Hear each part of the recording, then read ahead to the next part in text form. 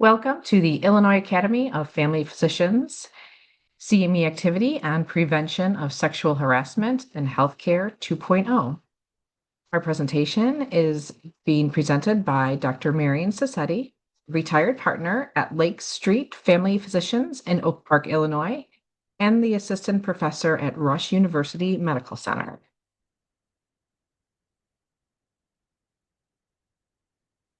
This CME activity fulfills the Illinois Department of Financial and Professional Regulation requirement for 1 hour of continuing education and sexual harassment prevention training. The Illinois Academy will support diversity, equity, and inclusion in all of its forms, recognizing that these require an enduring commitment that must find full expression in our organizational culture, values, activities, and behaviors. A little housekeeping before we start. This webinar will be recorded and will be made available as an enduring activity. There will be time at the end for questions and answers. If you have a question, please enter it into the chat feature, but please note that all questions and answers will be part of our final recording. The Illinois Academy of Family Physicians adheres to the conflict of interest policy of the ACCME and the AMA. Dr. Marian Sassetti, Dr. Christina Wells from the CME Committee, and myself disclose no relevant financial relationship or interest with the proprietary entity producing, marketing, reselling, or distributing healthcare goods or services. The Illinois Academy of Family Physicians is accredited by the Accreditation Council for Continuing Medical Education, or ACCME, to provide CME for physicians. Our online activity is available for 2 types of credit. AMA PRA Category 1, we designate this activity for 1 credit. We also have prescribed credit, and the FAAFP has reviewed this and has deemed it acceptable for up to 1 enduring material prescribed credits.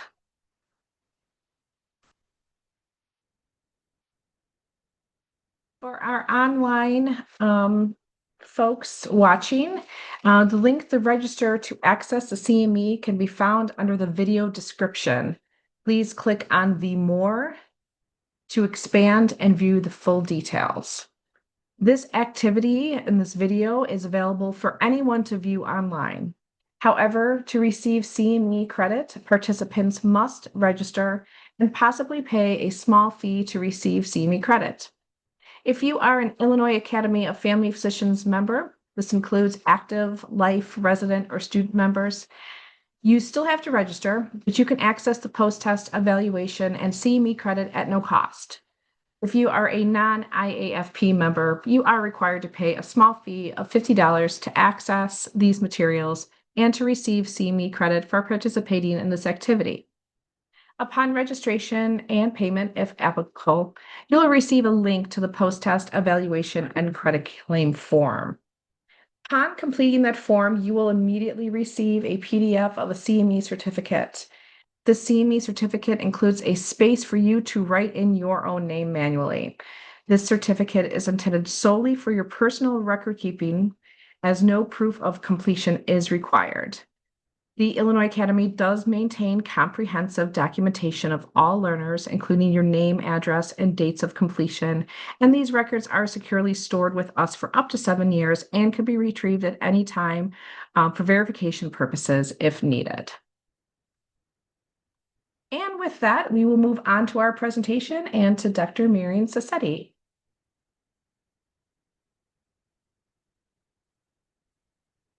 So thank you. This is a time for me where I get to thank you for all the work you're doing. I know this is an enormously stressful time on the planet and in healthcare, and I remain very grateful for all of your contributions. I know you sacrifice a lot, so I'd like to be one small part of helping you. So try and relax through this. I'm going to tell you all the parts that you need to know.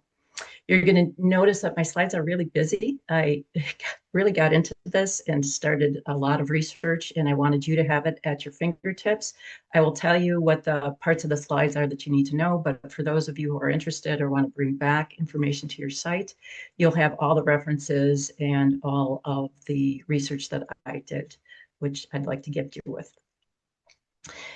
You're also going to notice that the majority of times that I'm talking about sexual harassment, I talk about the victim as a woman and the perpetrator as a man. Of course, we know that men are victims of sexual harassment, and I just want to take a moment to honor those victims.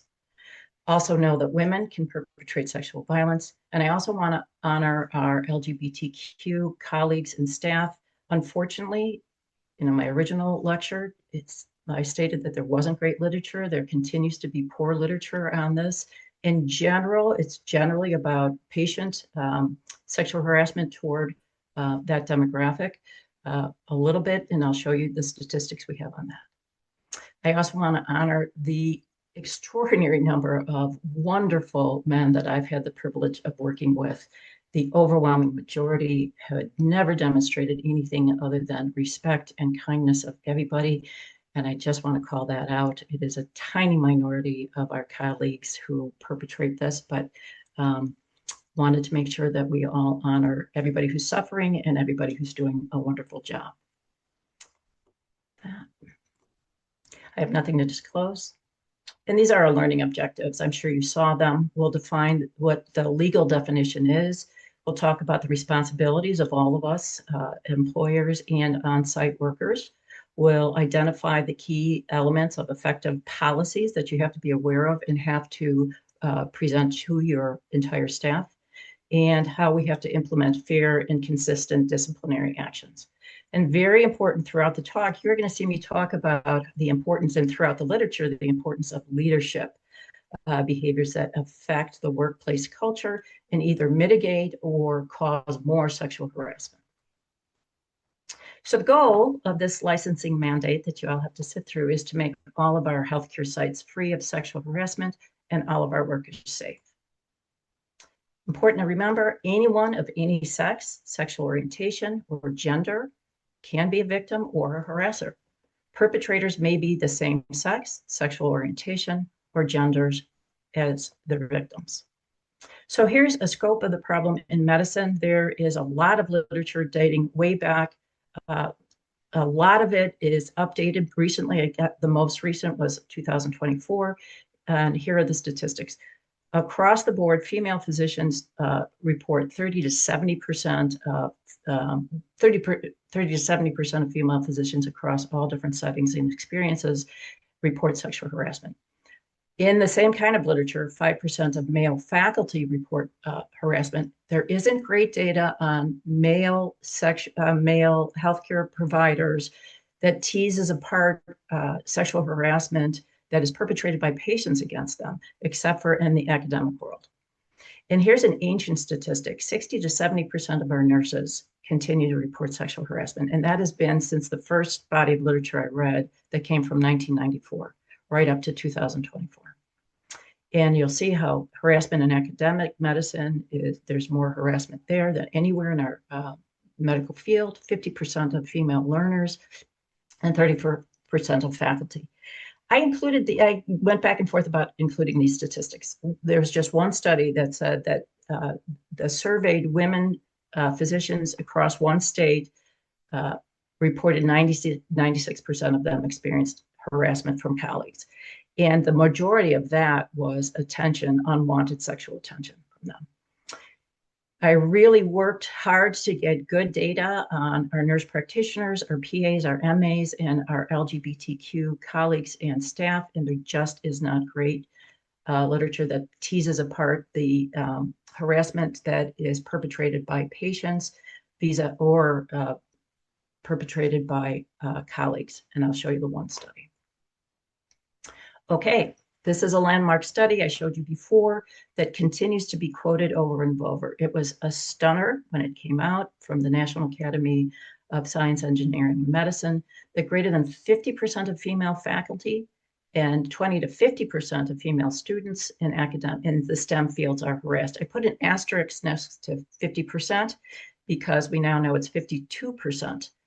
And 47% of those harassed report very significant negative impacts on their career. In the psychological literature, especially because burnout is such a topic now, very severe rates of burnout. And the severity of the impact on their careers is dependent on the culture, especially the leadership at the institutions. So I like to remind us that the number one reason women in academic medicine leave their fields before they've had an opportunity to contribute all of their wonderful skills and talents is not because of work-life balance. It's because of sexual harassment on the job. So here's the scope of the problem in academic medicine that we do have statistics around. So the 52% is basically the widely agreed upon, reproduced again in AAMC literature. The 81% is one article, but that same article was the one that did look at male medical students, and it's 12.6% of male medical students. We've talked about how most of the harassment directed at female faculty is hostile, or we will talk about how it's hostile work environment and gender harassment. And here's the only study in the United States. Our European colleagues are doing a lot more research on our LGBTQ colleagues and staff in the medical world around the sexual harassment they experience. It's no surprise that this one study that only looked at surgical residents in the United States showed that they, of course, suffer a higher rate of sexual harassment than their non-LGBTQ peers. And it's easy to remember that our most marginalized populations are always at risk for the greatest harassment, no matter what form of harassment it is. Very disturbingly, there's the phenomenon of contra-power harassment, and that's of female physicians in supervisory roles by men in subordinate positions. And this, unfortunately, is overwhelmingly directed to our colleagues of women of color.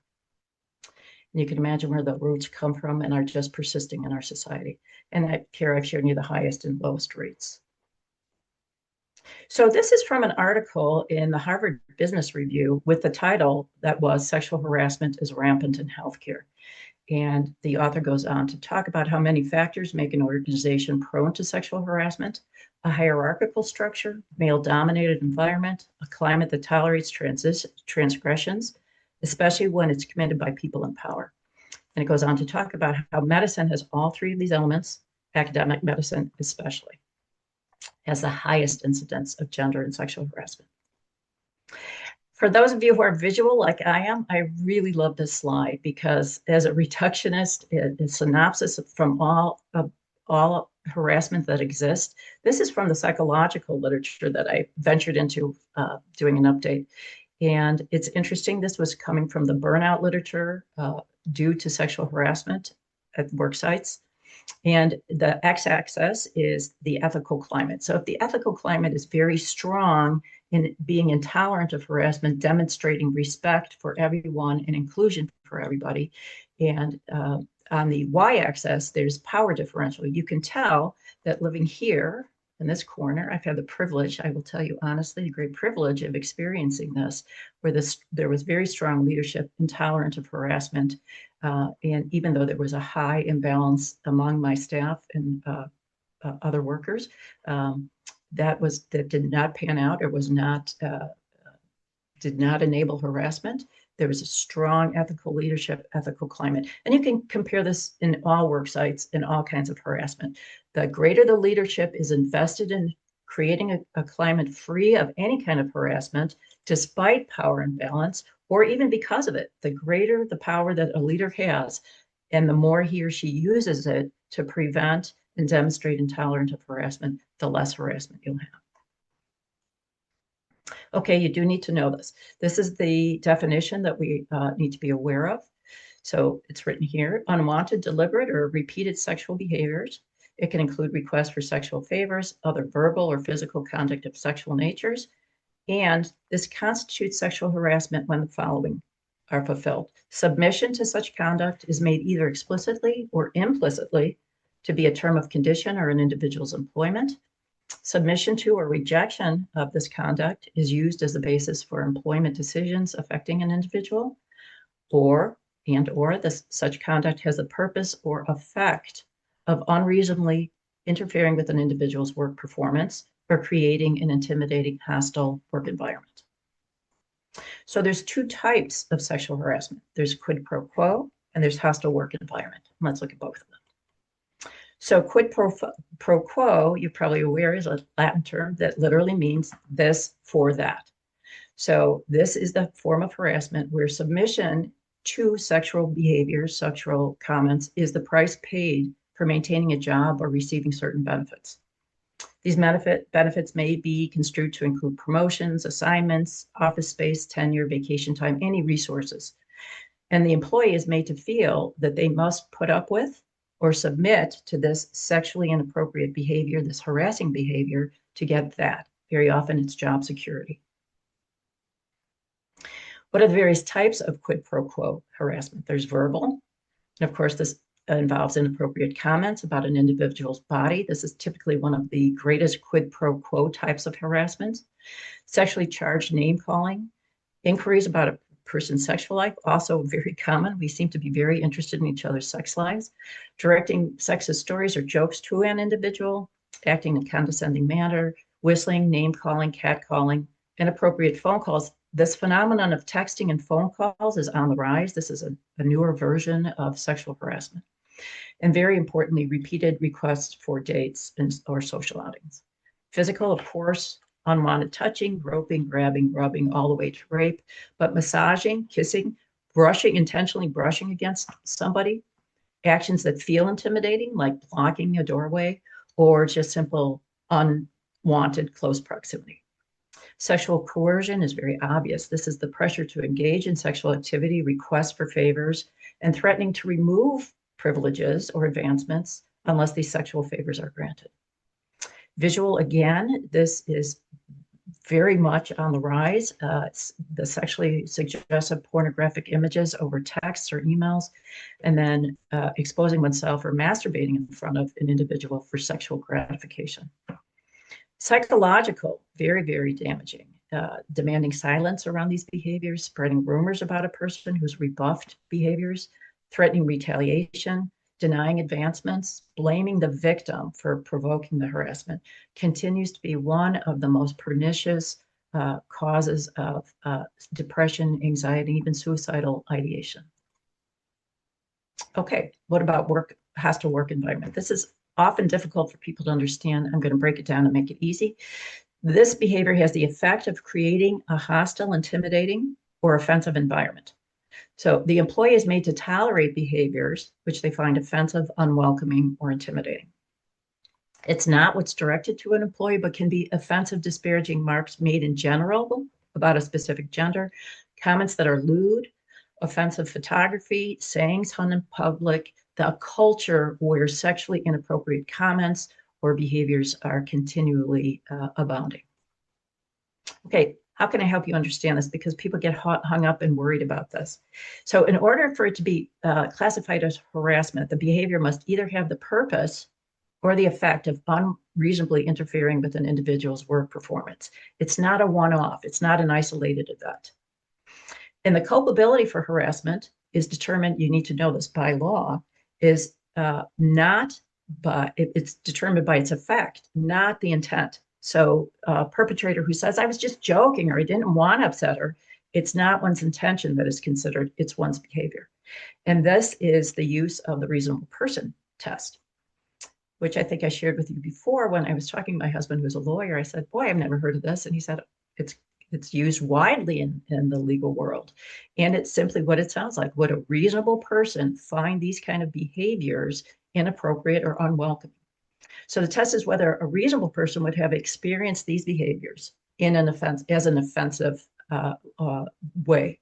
And would it interfere with their work performance or alter the terms of their conditions of employment?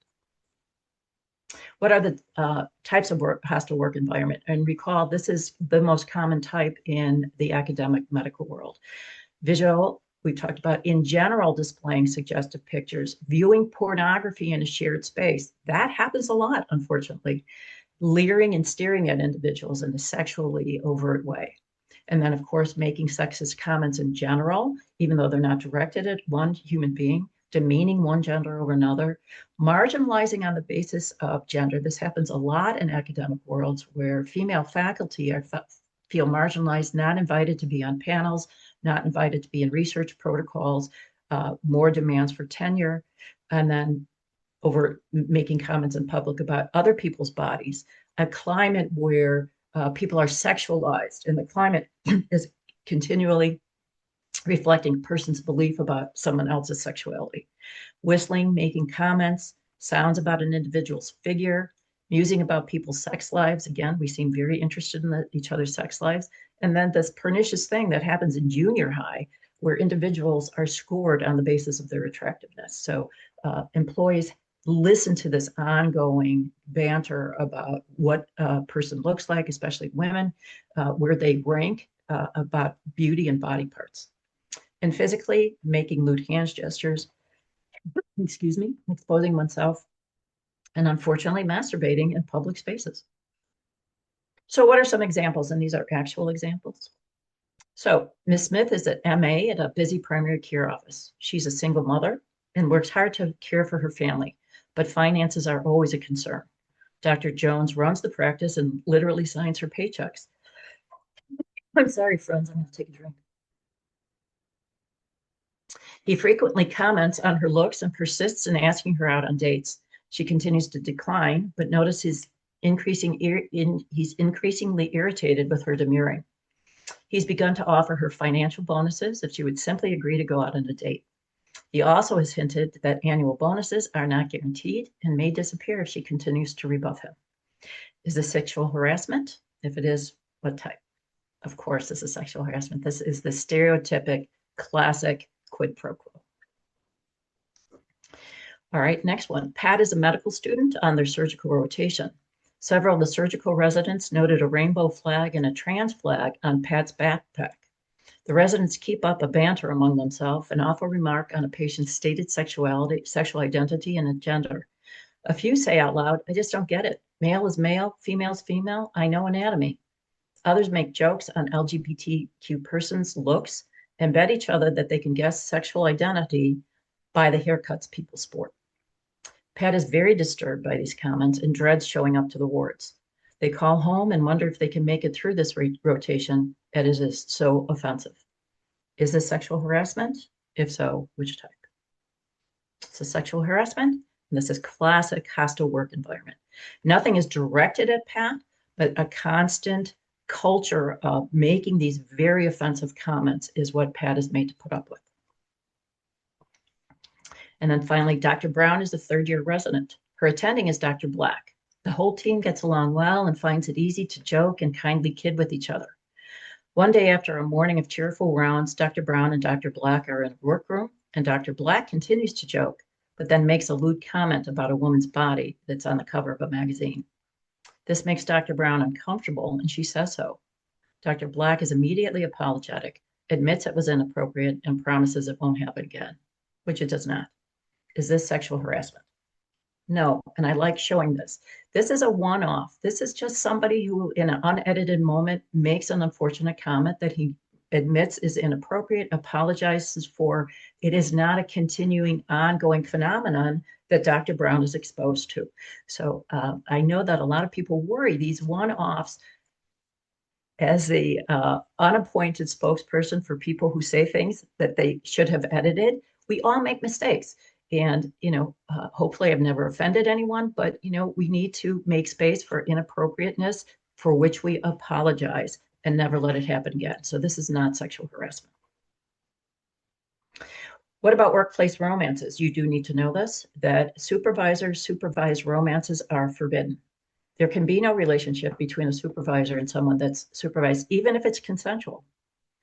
If the relationship is to be pursued, then the supervisor must relinquish the supervisor hierarchical role.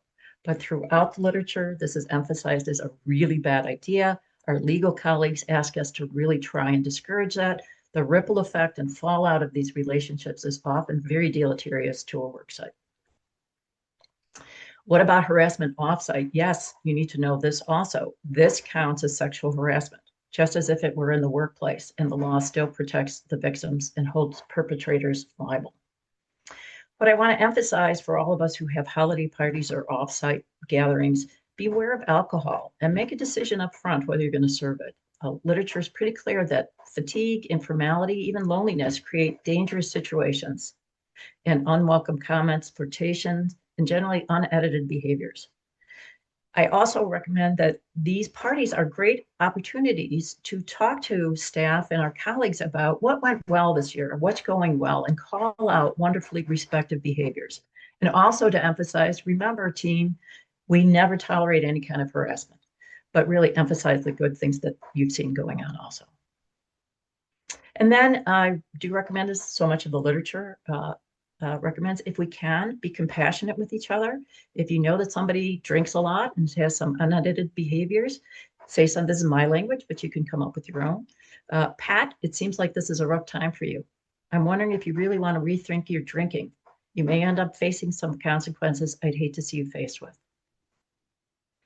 What about preventive measures? Part of the mandate in Illinois is that we have to understand that we are liable and we need to have preventive measures in place. The U.S., all the way up to the Supreme Court's decisions, agreed that this is a mandated requirement of employment sites, as well as IDF-PR. The employer has to demonstrate an effective policy prohibiting sexual harassment. It needs to be printed and it needs to be displayed where all can see it. The employer needs to provide and publicize the complaint mechanism if there is sexual harassment going on.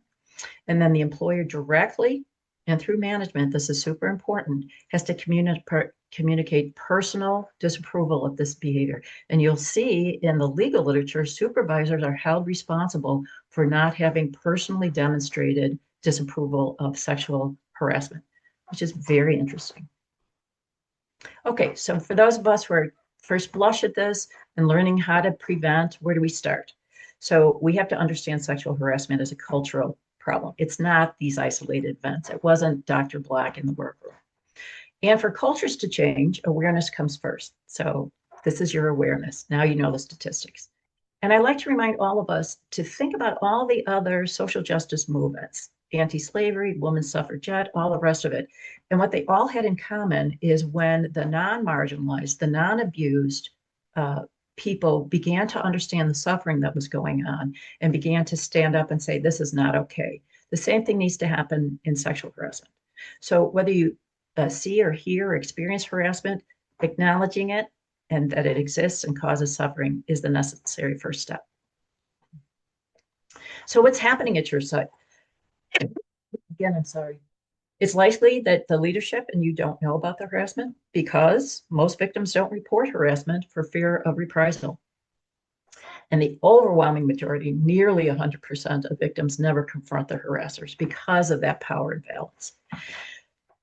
All abuse and harassment is about power and control. So the idea is who has the power, who has the control at your site.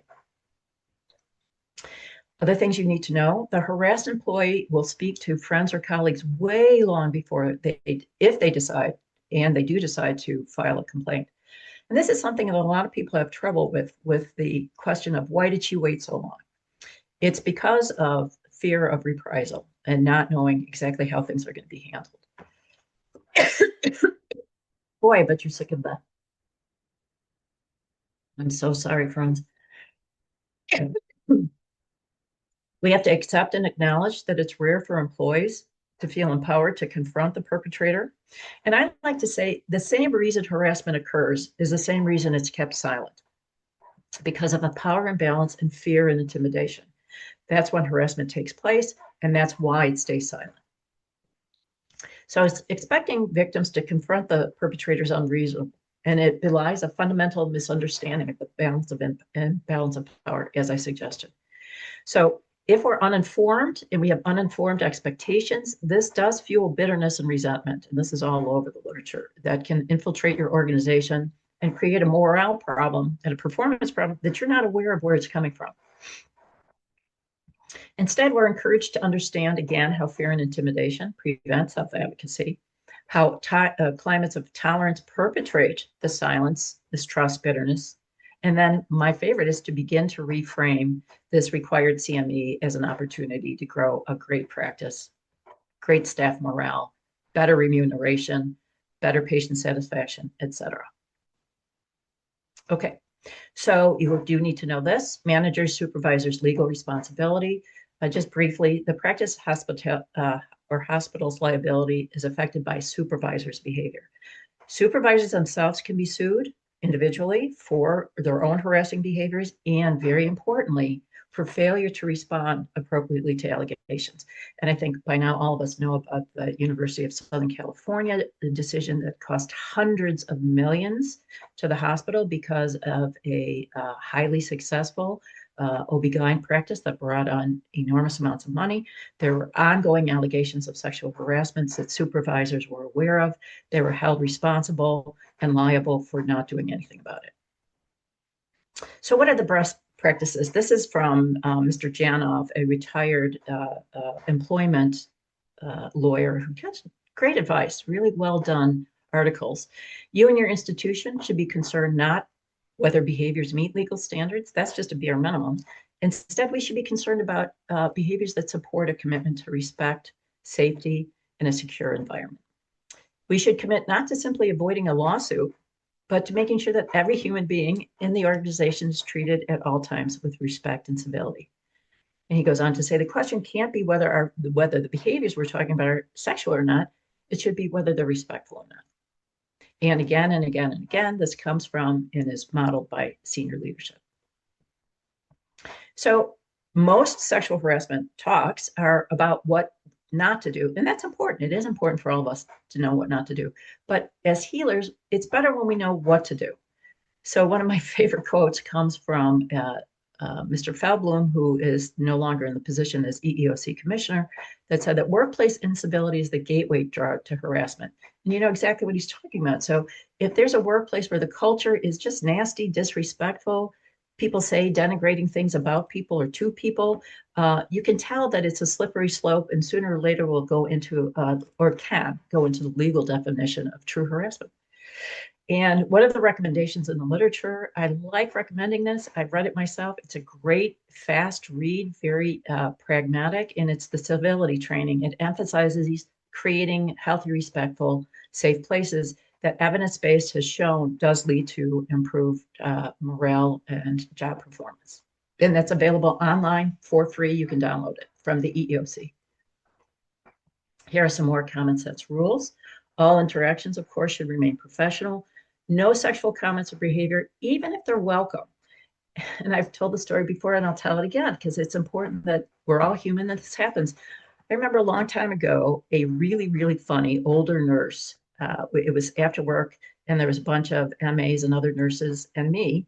And she was known to tell jokes, and she was on a roll. And this evening, she told a joke that was really funny, but it was lewd. And I remember laughing. And in retrospect, I would say that was really inappropriate and I shouldn't have done that.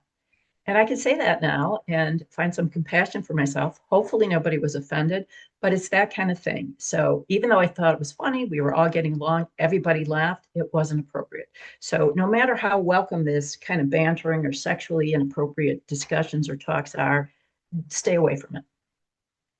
Again, never consume alcohol. And then flattery. This is important, especially now when we are all, many of us are very stressed out, can be lonely, burnt out.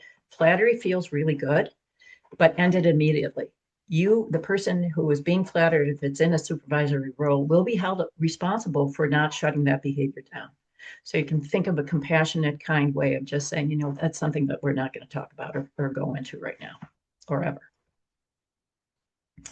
Simple reminders. A lot of people ask for reminders. Okay, so do not comment on anyone's body parts or any part of their body that you can't change. So every single body part we can't change. Size, shape, noses, eyes, ears. But do comment on positive behaviors. Comment on kindness that you've seen, team spirit, work ethic, generosity. Don't inquire about intimate relationships or dating, but inquire about someone's family and friends' health and well-being. It is okay to compliment people. Just make sure it's not gender specific. Just make sure you'd say the same thing to a man, to your son, your mother. And I like using the example of would you say it to Mother Teresa? Would you do it in front of Mother Teresa? And if you get that, ew, ick, no, I wouldn't, then don't do it. But more important is whatever you would say or do, something that you would want your loved ones to experience. Would you like to hear from your daughter that she went to work and had this experience, this comment directed at her or other people? It's okay to comment about haircuts or clothes as long as they remain about the object that you're complimenting. So we give an example of it's not okay to say that dress flatters your curves. It is okay to say that dress is very festive. Or not okay to say that new haircut complements your beautiful eyes. It is okay to say your new haircut is very stylish. But the question, friends, is why do it? And I get the answer, which is our society is very looks oriented, very beauty oriented. So it seems natural that giving somebody a compliment would feel good. It doesn't. It may seem counterintuitive, but in a work site, these comments are not, in general, are not received as complimentary, since men don't in general get the same compliments. And it's received as sexist and often very demeaning. In other words, why are you telling me about what I'm wearing or how I look when you're not telling the male colleague standing next to me the same kind of thing? And then in professional settings, people value comments about their job performance, team spirit, acumen, not about their body or their looks. Commenting on people's positive contributions to work sites are always welcome and lead to improved morale. You see this over and over, job performance, et cetera. Focus your attention on these things, and job performance, retention, all these measures increase exponentially. Focusing on looks and bodies foments frustration and bitterness. And then final set of reminders, never make negative generalized comments about any specific gender or group. Instead, role model kindness and acceptance of all people. Simple affirmations go a long way. You don't have to go out of your way to say things like, we haven't heard from you, Sally. What are your thoughts? Or we haven't heard from you, Bob. Or I noticed what a great job you did, how kind you were to that patient. I noticed your work ethic in staying late. I really value that sense of responsibility. Come up with your own lines, but those little affirmations go a very long way, especially now when we're all oppressed by the dysfunction of healthcare. Please never blame victims for the harassment or assault that befalls them. This is very pernicious. It's one of the things that victims talk about, especially when they become suicidal. When I'll put on my other hat and talk to you about sexual harassment and sexual assault in our society, one of three of us, if we make it to adulthood, will experience some form of sexual violence against us. So if a woman is in a room and she's hearing that somebody blames another victim for the assault that befell them, this is very intimidating. It causes great fear that their experience won't be validated, or it fuels the what did I do? Did I do something wrong? Am I culpable? Of course, never denigrate one gender or another. Instead, be intentional about inclusion, especially our marginalized populations. Make sure they feel welcome, and you make welcoming statements. You ask for their contributions. You compliment their contributions and what they're bringing to the team. Of course, never grant favors to one gender. And again, the best way I think to think about it is be part of creating an atmosphere that you'd want your loved ones to enjoy. Dealing with a complaint. Okay, for those of you who are in a supervisory role, you do need to know this, but for those of you who aren't, I'm going to go very quickly, and this is all documented here, all the references. No one should be surprised. Consider what happens in a prenuptial agreement. This is great legal advice. So before there's harassment at your site, you want to make very clear what the consequences are going to be, what's going to happen. You're going to remind people that intentions don't matter, behaviors do. I get asked questions about the guy who forever has been known as saying, inappropriate things, being the guy who says sexually demeaning things. What do we do with him now? Now is the time to say, that went overlooked. That can't happen anymore. Preparing your site, the basics. You do need to be prepared to hear and see and confront harassment at all levels, especially the highest levels. What are you going to do when the harasser or the victim is a trusted colleague or friend? Prepare yourself ahead and have a consistent reaction to it. And it's going to be based on all of your policies. Set expectations for your staff and yourself. What the legal world talks about is it is important to give protected mandatory training and show up and be emphatic as a supervisor that this is not tolerated. Again, this is discoverable data in lawsuits. You can read the rest on this. And Russell is one of the prime writers about sexual harassment in healthcare as a lawyer. Preparing your site. This is one of my favorite things to talk about because it is just burgeoning in the literature, and it is very highly effective and has been validated over and over to make a big difference in both prevention of sexual harassment, prevention of all kinds of harassment, but prevention of sexual harassment especially, and mitigating it. Interestingly, bystander intervention is mandatory for all Chicago businesses. Bystander intervention makes sexual harassment prevention everybody's problem. There is discussion in the literature about making it mandatory. It's not, so you don't have to worry about it.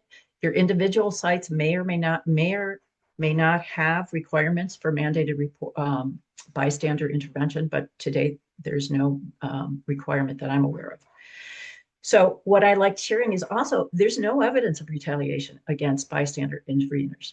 In fact, they're viewed as highly respected and well regarded as assets to the community.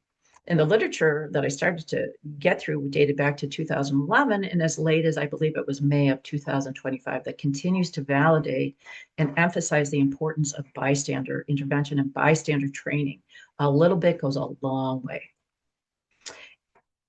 And in the psychological literature, bystander interventions are known to activate what's called the helping effect, which recognizes the power of one person to affect multiple others that can go on to affect institutions or practices on large scales. And I think all of us healers are used to being one person who affects many lives and being that in a helping role. And we can bring that to the sexual harassment. One comment, observing sexual harassment or hearing about it, where we just say, you know what, that's very upsetting. It's important to me that I work somewhere where we do not tolerate any kind of harassment, especially sexual harassment.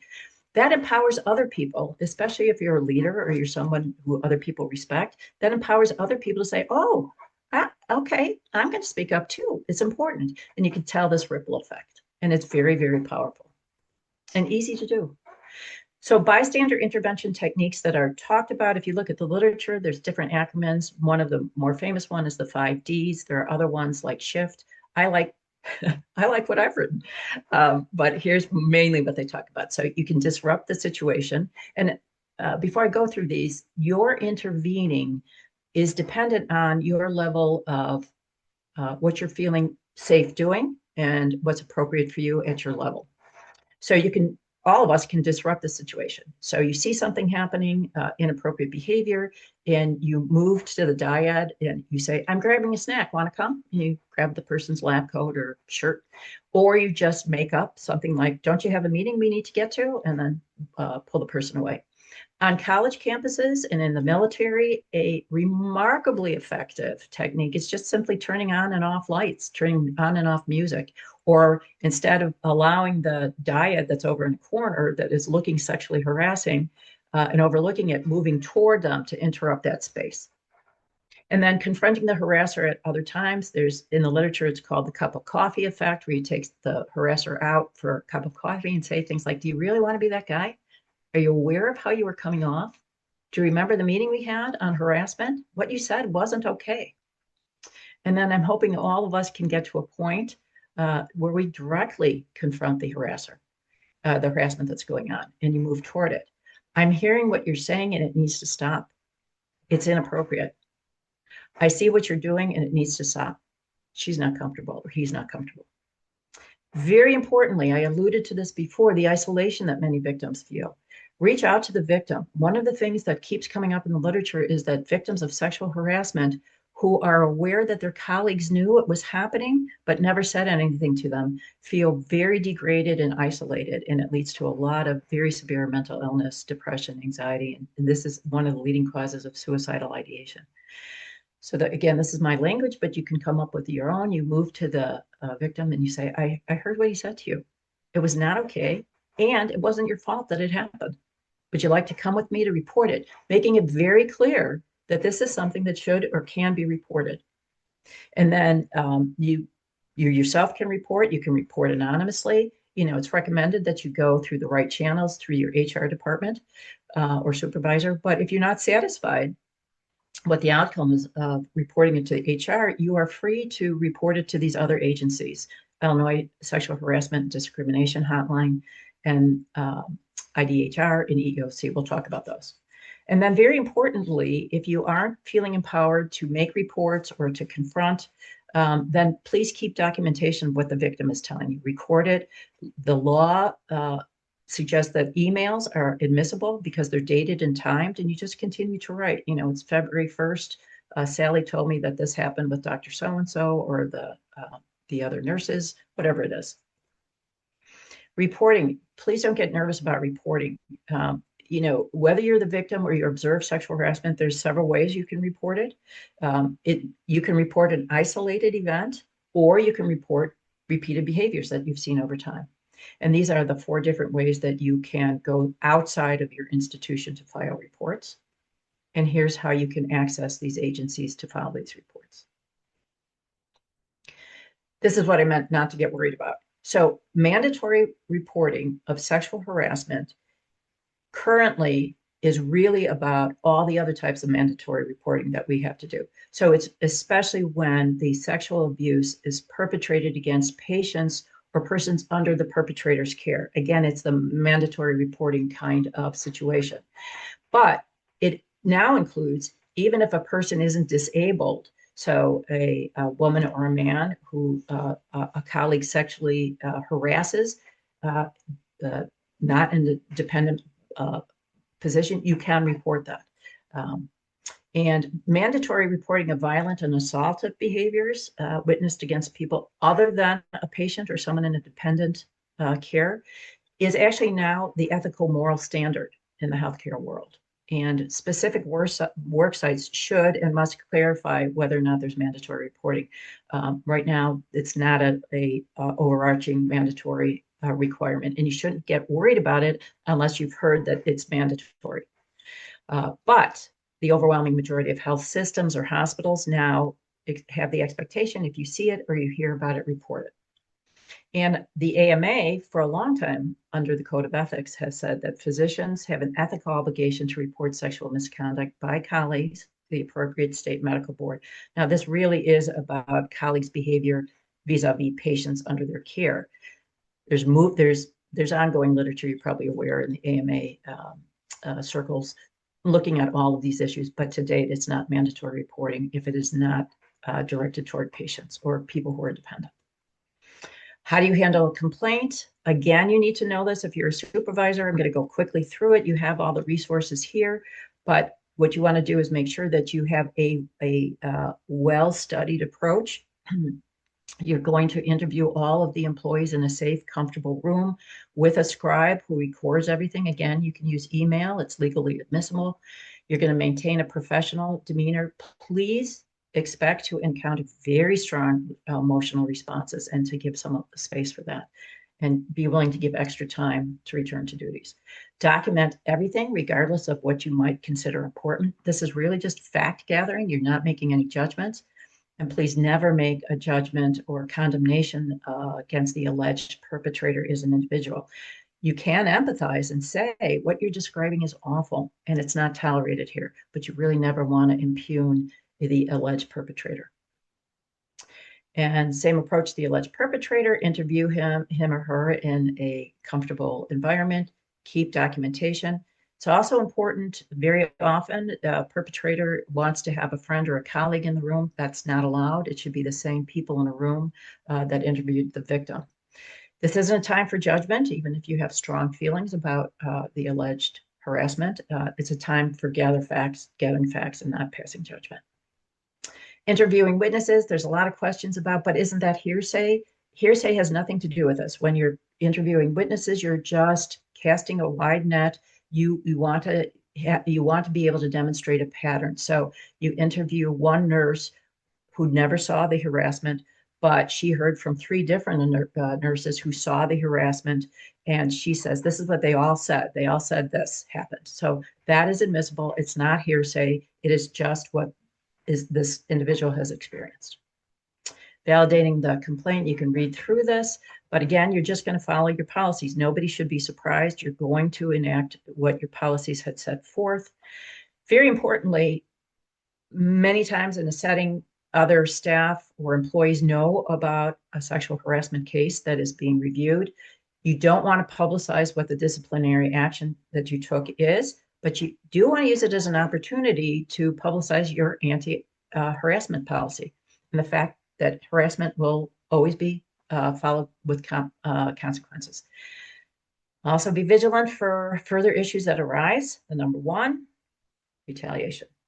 So all of us do need to know that retaliation toward anybody involved in a complaint, witnesses, or anyone who participates or cooperates in the investigation against whom there's retaliatory action, that is in and of itself considered legally liable, actionable behavior, and you have to open up another investigation and disciplinary measure. Everybody should be clear on that from day one. Okay, my friends, that was a lot. We went a little quickly. Thank you for staying with me. So bringing it home, I always like the phrase, what's the invitation? You had to sit through this to get licensing, but is there an invitation for you? And the last time I gave this talk, I talked about this wonderful YouTube video that talks about male leaders in positions of power speaking out against sexual harassment in healthcare. I changed my mind. I think it's much more important that I remind all of us that none of us have to be famous or in positions of power or leadership to affect change. Even one sentence, one time makes a difference. So again, I'm kind of steeped in this literature. It has been an interest of me raising 3 men about how we socialize men and socialize people in general. And there's wonderful literature that points to the fact that young men who are talking to a person they hold in regard, that person who says one thing once stays with them and they can quote it. I never want to hear that you've ever treated someone with disrespect, especially women or LGBT colleagues, whatever it is, they hold on to it. We all know this from parenting or from even our patients who quote us. So you don't have to worry about having what you perceive as power. You have the power of empathy and compassion and being the one person who makes other people think about, do they want to change their behaviors? Do they want to be like you and speak up? So I want to end with reminding you, we're all in this together. And always, your part is always valued and always important. And I thank you very much and wish all of you the very best, especially with this upcoming holiday season. Thank you. Thank you, Dr. Sassetti. Christina.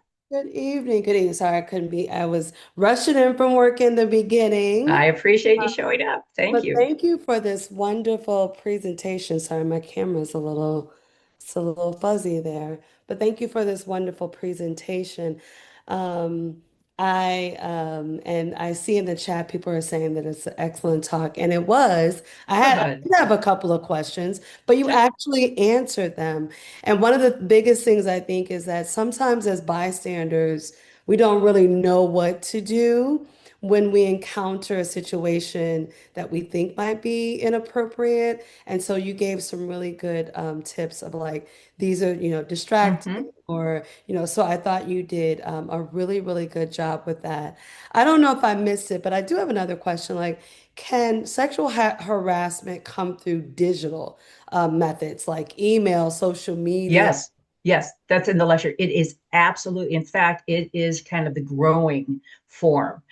We know from our, preschool, our preteens and everyone else, this is where most of the deleterious mental health fallout comes from, is texting, social media, all the rest of it. So a very pernicious form of sexual harassment is sending pornographic pictures, unwanted sexual comments about people's bodies, unwanted phone calls, voicemail. So there are some people who intentionally leave voicemail instead of getting the call. They'll know that the person is active somewhere and then will leave a voicemail.